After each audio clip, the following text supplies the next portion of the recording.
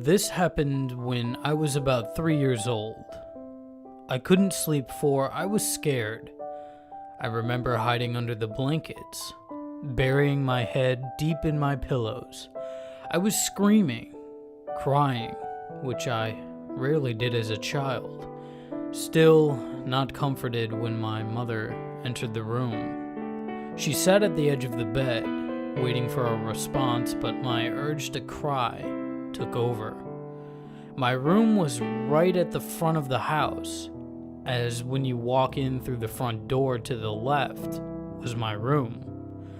My mother turned her head to face something, as a figure with blue denim jeans walked down the hallway, out the door. My grandfather, had died about a week before this event took place, and he always wore blue denim jeans. Not to mention, the day my pa died, my mother picked up her son from the bus stop and said, "Something bad happened. It's bad news," or something similar. My brother responded with, "I know, Pa died. He came and told me at school."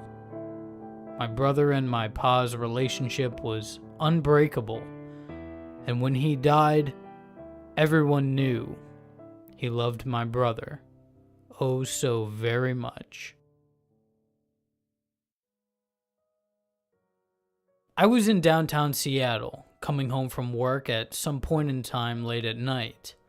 I work in restaurants, so getting out from work at 10 to 12 is pretty common. I was heading towards the transit station as I take the bus, and this homeless man was walking across cooing constantly, like he was some sort of pigeon. He saw me across the street and followed me about 50 feet away. I started getting quite nervous at this point because it was very clear that he was specifically following me after I purposefully changed paths a few times.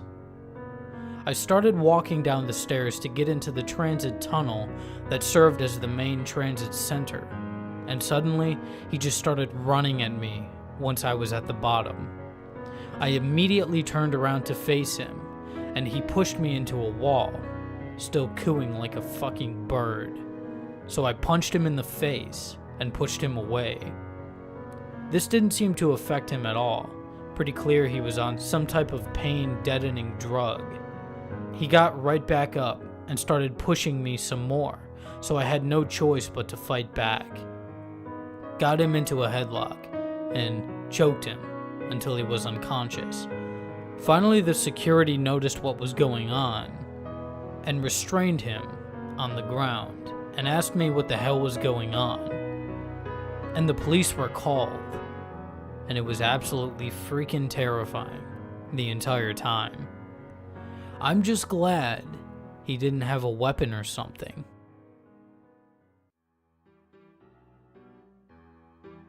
I don't really remember how old I was when this happened to me, but it was several years ago, back when I used to live in Newark, New Jersey.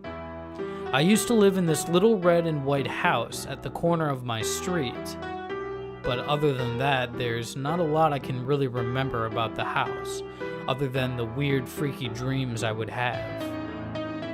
A lot of my dreams always had this common setup. I'm either being dangled high above my body and eventually fell back into myself, or I'm falling from someplace high. These dreams always felt so strange at the time, as I would actually feel like I really was falling.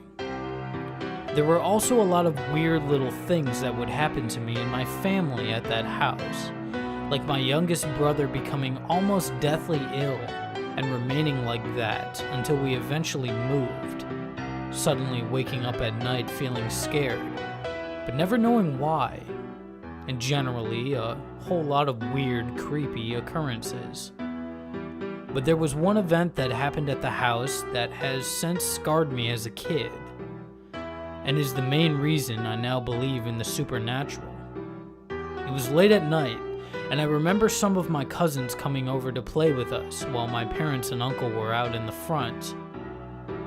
We were playing tag along the fenced walkway which connected to the garage all the way to my front door, and we would just usually run back and forth within this walkway, screaming our heads off when it came to the point where I tagged my cousin and he ran to the front door.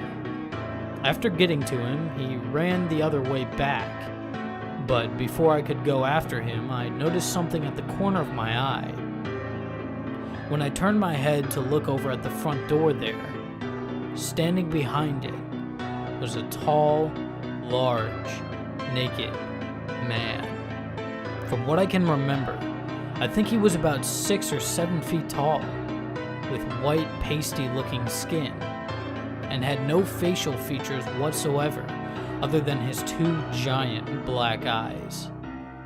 Now, being the sensible kid that I was back then, I was then led to one logical solution to the situation. I screamed like a banshee and woke up the entire neighborhood. I was so terrified with what I saw that I was merely reduced to nothing but a crying, hysterical mess on the ground, screaming and holding my hands over my eyes until I eventually got up and ran over to my uncle. I brought him and everyone else over at the door, but no one was there.